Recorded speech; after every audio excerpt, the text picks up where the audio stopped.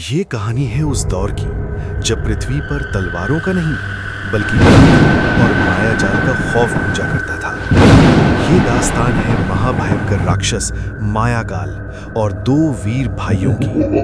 मायाकाल कोई साधारण दैत्य नहीं था। वो जिस भी गांव या नगर से गुजरता वहां मातम छा जाता। वो खूबसूरत और गुणवान स्त्रियों का अपहरण कर लेता और उन्हें अपनी तिलिस्मी गुफा में कैद कर देता। अगर कोई राजा, शूरवीर या सेना उसे रोकने की कोशिश करती तो वो पल भर में राख के ढेर में बदल जाते। ऐसा इसलिए था क्योंकि मायाकाल को पाताल के राजा से एक अजेय वरदान प्राप्त था। जो भी व्यक्ति मायाकाल पर क्रोध से भरकर शस्त्र उठाएगा वो तुरंत भस्म हो जाएगा। मायाकाल की मृत्यु किसी अस्त्र शस्त्र में नहीं बल्कि उसके द्वारा बुने गए 3 मायावी चक्रव्यूहों यानी पहेलियों में छिपी थी। लेकिन दुर्भाग्य से जो भी उसके सामने जाता वो अपना आपा खो बैठता, हमला करता और राख बन जाता। पूरे आर्यावर्त में त्राही त्राही मची हुई थी। पर कहते हैं ना, हर तिलिस्म को तोड़ने वाला इस धरती पर जन्म जरूर लेता है। उसी कालखंड में सूर्यगढ़ नाम का एक अत्यंत समृद्ध राज्य हुआ करता था। वहां के सेनापति के 2 बेटे थे। बड़े का नाम समर था और छोटे का वीरभद्र। समर स्वभाव से शांत, बुद्धिमान और धैर्यवान था, जबकि वीरभद्र अत्यंत क्रोधी लेकिन निडर और पराक्रमी था। माता पिता के देहांत के बाद समर ने ही अपने छोटे भाई वीरभद्र को पिता के समान पाला था। दोनों में अपार प्रेम था। एक दिन की बात है, राजमहल में अस्त्र शस्त्र की प्रतियोगिता चल रही थी। वीरभद्र ने अपने पराक्रम से सभी को हरा दिया, लेकिन राजा ने पुरस्कार वीरभद्र को न देकर उसके बड़े भाई समर को दिया और कहा, वीरभद्र, तुम्हारे पास बल तो है, लेकिन तुम्हारे क्रोध के कारण तुम अभी जिम्मेदारी संभालने लायक नहीं हो। ये बात वीरभद्र के दिल में तीर की तरह चुभ गई। उसे लगा कि उसके पराक्रम का कोई मोल नहीं है। उसने उसी रात अपने भाई समर से कहा, भैया, इस राज्य में मेरी वीरता का कोई सम्मान नहीं है।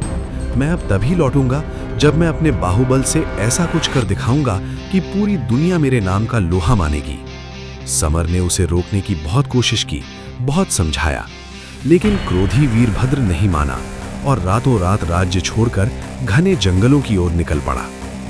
चलते चलते वीरभद्र चंदनपुर नाम के एक राज्य में पहुंचा। वहां पहुंचते ही उसने देखा कि पूरे राज्य में एक अजीब सी खामोशी और मातम पसरा है। पूछने पर पता चला कि वहां के राजा भानु प्रताप की इकलौती बेटी राजकुमारी लावण्या एक अजीबो-गरीब श्राप से पीड़ित है। हर रात ठीक मध्य रात्रि में राजकुमारी की आंखें खुली की खुली रह जाती हैं। वो बिना कुछ बोले उठती है और राजमहल के पीछे स्थित काली झील की तरफ चल देती है। जो भी सैनिक या वैद्य उसे रोकने की कोशिश करता है वो झील के पानी से निकलने वाली एक जहरीली गैस से बेहोश हो जाता है। सुबह राजकुमारी वापस लौट आती है, लेकिन दिन ब दिन उसका शरीर सूखता जा रहा था, मानो कोई उसकी प्राण ऊर्जा खींच रहा हो। राजा ने घोषणा कर रखी थी कि जो भी राजकुमारी को इस श्राप से मुक्त करेगा वो उसके साथ लावण्या का विवाह कर देंगे। वीरभद्र का खून खौल उठा। उसने ठान लिया कि वो अपनी वीरता साबित करेगा। रात के 12 बजे वीरभद्र राजमहल के छज्जे पर छुपकर बैठ गया। जैसे ही राजकुमारी लावण्या सम्मोहन की अवस्था में बाहर निकली, वीरभद्र उसके पीछे पीछे काली झील तक गया। उसने देखा कि झील के बीचों बीच एक विशाल रक्त कमल, खून के रंग का कमल खिला हुआ है। उस कमल से एक लाल रंग की रोशनी निकलकर राजकुमारी के सीने में जा रही थी। वीरभद्र समझ गया कि सारा जादू इस फूल में है। बिना अपनी जान की परवाह किए वीरभद्र ने अपनी म्यान से तलवार निकाली और छलांग लगाकर झील के बीचों बीच जा पहुंचा। जहरीली गैस ने उसे घेर लिया। उसका दम घुटने लगा, लेकिन अपनी असीम शक्ति का प्रयोग करते हुए उसने उस रक्त कमल को जड़ से काट दिया। कमल के कटते ही एक भयानक चीख गूंजी और राजकुमारी लावण्या वहीं बेहोश होकर गिर पड़ी। सुबह जब राजकुमारी को होश आया तो वो पूरी तरह स्वस्थ थी। उसका सम्मोहन टूट चुका था। राजा भानु प्रताप की खुशी का कोई ठिकाना नहीं रहा और वादे के अनुसार पूरे हर्षोल्लास के साथ राजकुमारी लावण्या का विवाह वीरभद्र से कर दिया गया। वीरभद्र अपनी नई नवेली पत्नी के साथ बहुत खुश था, लेकिन उसकी ये खुशी ज्यादा दिन नहीं टिकने वाली थी। एक दिन वीरभद्र और लावण्या रथ पर सवार होकर पास की ही एक प्रसिद्ध मंदिर में दर्शन करने जा रहे थे। तभी आसमान में काले बादल छा गए, तेज आंधी चलने लगी और उन आंधियों के बीच से प्रकट हुआ खूंखार दैत्य मायाकाल। मायाकाल की नजर जैसे ही राजकुमारी लावण्या के अद्भुत रूप पर पड़ी, उसकी नीयत डोल गई। कितनी सुंदर स्त्री है, ये तो मेरे महल की शोभा बढ़ाएगी, मायाकाल ने गर्जना की। वीरभद्र ने तुरंत अपनी तलवार निकाल ली, लेकिन इससे पहले कि वो कुछ कर पाता, मायाकाल ने एक मायावी धुआं छोड़ा जिससे वीरभद्र अंधा सा हो गया। जब तक धुआं छटा, मायाकाल राजकुमारी लावण्या को लेकर आसमान में गायब हो चुका था। वीरभद्र पागलों की तरह दहाड़ने लगा। उसका क्रोध सातवें आसमान पर था। वो अपनी पत्नी को बचाने के लिए उसी दिशा में दौड़ पड़ा जिधर दैत्य गया था। कई दिनों तक जंगलों की खाक छानने के बाद वीरभद्र को एक जर्जर कुटिया दिखी। वहां एक वृद्ध अघोरी बाबा ध्यानमग्न बैठे थे। वीरभद्र ने उन्हें जगाया और सारी कहानी बताई। अघोरी बाबा ने कांपते हुए स्वर में कहा, पुत्र, तू जिस राक्षस के पीछे जा रहा है वो मृत्यु का दूसरा नाम है। मायाकाल को अस्त्रों से नहीं मारा जा सकता। उसके प्राण उसकी 3 पहेलियों में बसते हैं। मेरी बात मान, वापस लौट जा। लेकिन वीरभद्र तो क्रोध की आग में जल रहा था। मैं उस दुष्ट का सिर धड़ से अलग कर दूंगा बाबा, मुझे बस उसका पता बताइए। वीरभद्र के हट के आगे अघोरी बाबा को झुकना पड़ा और उन्होंने मायाकाल की काली घाटी का रास्ता बता दिया। साथ ही चेतावनी दी, याद रखना पुत्र, उसके सामने क्रोध मत करना। जो शस्त्र उठाएगा वो राख बन जाएगा। लेकिन वीरभद्र ने आधी बात ही सुनी थी। वो उफनते तूफान की तरह काली घाटी जा पहुंचा। वहां पहुंचते ही उसने जोर से ललकारा, कायर मायाकाल, बाहर निकल और मेरा सामना कर। आज तेरी मौत मेरे हाथों निश्चित है। मायाकाल अपनी गुफा से बाहर आया। उसकी भयानक हंसी से पहाड़ हिलने लगे। चींटी होकर पहाड़ से टकराने आया है, मायाकाल ने कहा। वीरभद्र अपना आपा खो चुका था। उसने अपनी भारी तलवार उठाई और पूरी ताकत से मायाकाल की गर्दन पर वार किया। लेकिन तलवार जैसे ही मायाकाल की गर्दन से टकराई, एक भयानक नीली रोशनी निकली। देवताओं का वरदान काम कर गया। क्रोध और शस्त्र का प्रयोग करते ही वीरभद्र का बलशाली शरीर उसी क्षण जलकर राख के ढेर में तब्दील हो गया। मायाकाल ठहाके मारता हुआ गुफा के अंदर गया और रोती हुई लावण्या से बोला, देख लिया अपने पति का अंजाम, वो राख बन चुका है। अब चुपचाप मेरी दासी बनकर रहे, वरना तेरा भी यही हश्र करूंगा। लावण्या बेसुध होकर जमीन पर गिर पड़ी। उधर सूर्यगढ़ राज्य में समर का दिल अजीब सी बेचैनी से घबरा रहा था। महीनों बीत गए, लेकिन वीरभद्र का कोई पता नहीं था। अपने भाई की तलाश में समर ने भी राज्य छोड़ दिया। तलाशते तलाशते नियति समर को भी उसी अघोरी बाबा की कुटिया तक ले आई।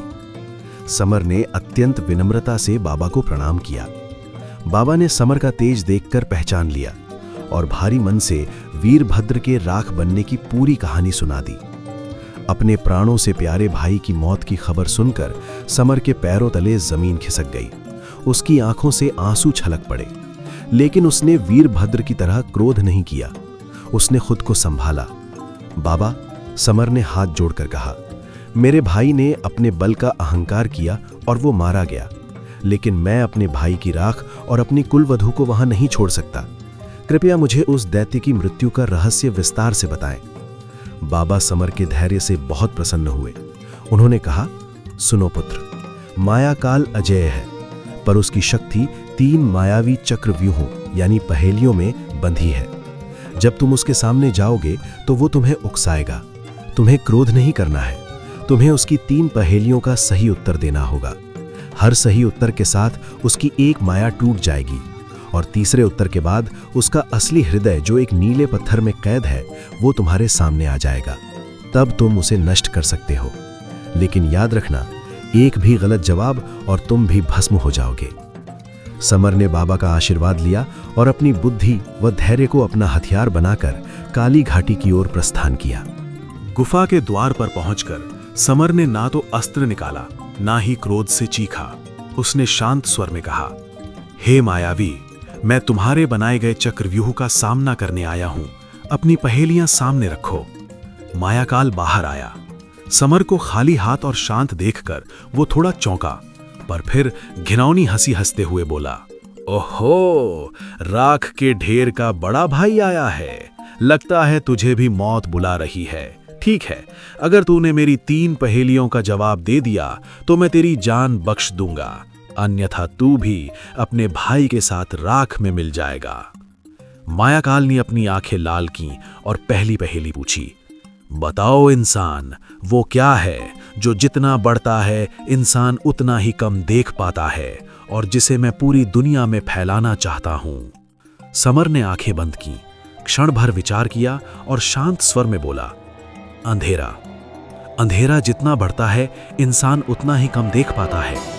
सही जवाब सुनते ही मायाकाल तिलमिला गया। गुफा का एक हिस्सा टूटकर गिर पड़ा। दैत्य की 1/3 शक्ति खत्म हो गई। क्रोध से फुफकारते हुए मायाकाल ने दूसरी पहेली दागी, मुझे भूख बहुत लगती है, मैं सब कुछ निगल सकता हूँ, पेड़ पौधे जानवर, यहाँ तक कि पूरे नगर, लेकिन अगर मुझे पानी पिला दोगे तो मैं तुरंत मर जाऊंगा। बताओ मैं क्या हूं? समर ने तुरंत जवाब दिया, आग। आग सब कुछ जलाकर खा जाती है, लेकिन पानी पड़ते ही वो शांत होकर बुझ जाती है। ये सुनते ही मायाकाल दर्द से चीख पड़ा। उसके शरीर से काला धुआं निकलने लगा। उसकी मायावी शक्तियां अब टूट रही थीं। अब मायाकाल समझ गया कि ये कोई साधारण इंसान नहीं है। उसने अपना सबसे बड़ा दांव चला। उसने अपनी माया से समर के सामने वीरभद्र और लावण्या की आत्माओं का चित्र बना दिया, जो बुरी तरह तड़प रहे थे। मायाकाल ने समर को उकसाने के लिए कहा, देख तेरे भाई को मैं कैसे तड़पा रहा हूं, अगर हिम्मत है तो उठा तलवार और बचा ले इसे। समर के हाथ एक पल के लिए तलवार की मूठ पर गए, लेकिन उसे अघोरी बाबा की चेतावनी याद आ गई। उसने अपनी भावनाओं पर काबू रखा और मुस्कुराते हुए बोला, ये तुम्हारा माया जाल है दैत्य, अपनी आखिरी पहेली पूछो। मायाकाल झल्ला गया और उसने अपनी तीसरी और अंतिम पहेली पूछी, ऐसी कौन सी चीज है जिसे तुम बिना छुए तोड़ सकते हो, जो अगर मेरे पास होती तो मैं कभी नहीं हारता। समर ने गहरी सांस ली और सीधे मायाकाल की आंखों में देखकर कहा, भरोसा और वचन, इंसान इसे बिना छुए तोड़ सकता है। तुमने अपने वरदान के भरोसे पर अहंकार किया और वही तुम्हारा काल बन रहा है। तीसरा उत्तर मिलते ही एक भयंकर विस्फोट हुआ। मायाकाल की सारी मायावी शक्तियां छिन्न भिन्न हो गईं। गुफा के बीचों बीच रखा हुआ एक चमकता हुआ नीला पत्थर, जिसमें दैत्य की जान थी, हवा में तैरने लगा। अब मायाकाल शक्तिहीन हो चुका था। समर ने फुर्ती से अपनी म्यान से तलवार निकाली और हवा में उछलकर उस नीले पत्थर के 2 टुकड़े कर दिए। पत्थर टूटते ही मायाकाल एक भयानक चीख मारता हुआ वहीं राख के ढेर में बदल गया। जैसे ही मायाकाल का अंत हुआ, उसका सारा माया जाल टूट गया। जो राख वीरभद्र की थी वो चमकी और उसमें से वीरभद्र अपने असली रूप में वापस आ गया। गुफा का दरवाजा टूट गया और राजकुमारी लावण्या दौड़कर बाहर आई। वीरभद्र ने रोते हुए अपने बड़े भाई समर के पैर पकड़ लिए। उसे समझ आ गया था कि केवल बाहुबल कुछ नहीं होता। संकट के समय बुद्धि और धैर्य ही सबसे बड़ा हथियार होते हैं। समर ने अपने छोटे भाई को गले लगा लिया और तीनों सकुशल अपने राज्य लौट आए।